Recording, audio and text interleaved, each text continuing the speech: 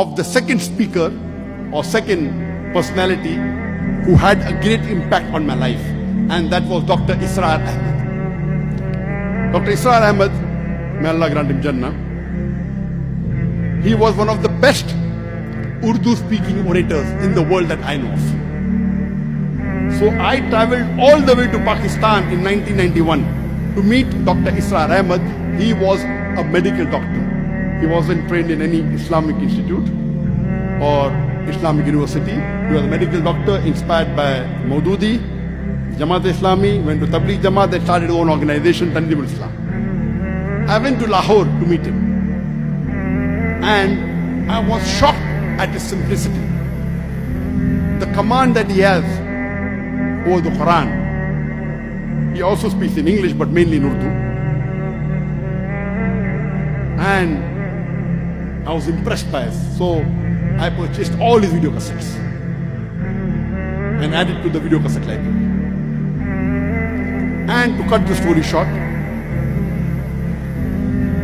I learned many things from him. I'll just mention two important things I learned. Number one, he told me that I told about my background. I'm a medical doctor. I've just passed. And in 1991, I finished my medical studies and I was doing my internship when we started the organization.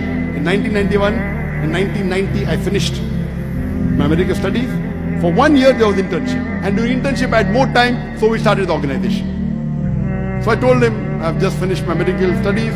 I would like to become a surgeon, do my MS, and I'm interested in Dawah. So he told me, son, you have to choose between the two. Either you choose your medical practice or Dawah.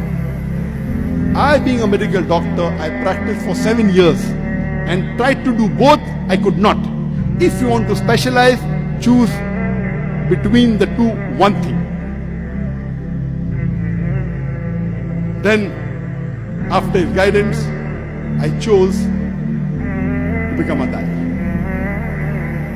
The second thing I learned from him was, he told me that if you want to become a Dai, see to it that you make your personal needs the minimum. I said, why? He said, if you make your personal need the minimum, with the least amount of monthly requirement, you can speak the truth more easily. You won't have to depend on anyone. You won't have to depend on please someone who's paying your salary. See to it that your needs are the least. And I saw that he had such a big institution, but what a simple man Dr. Israr Ahmed. May Allah grant him Jannah. And this thing, that not to spend excessively, was one of the cornerstone of my success.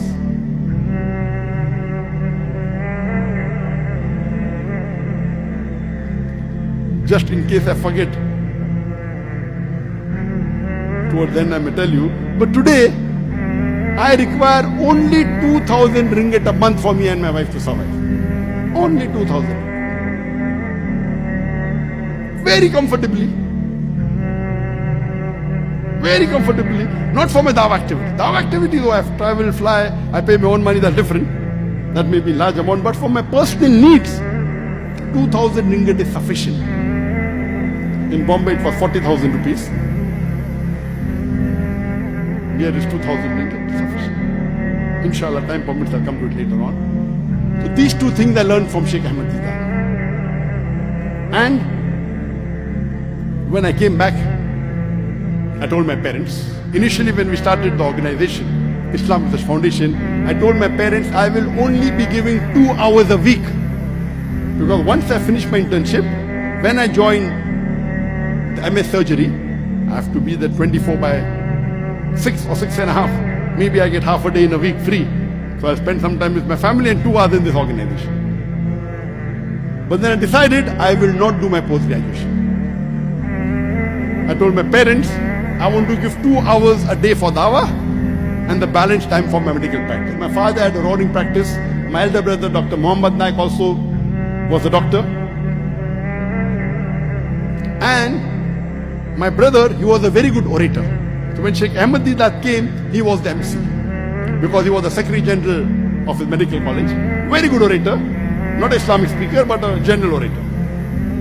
That's how Sheikh Deedat was impressed.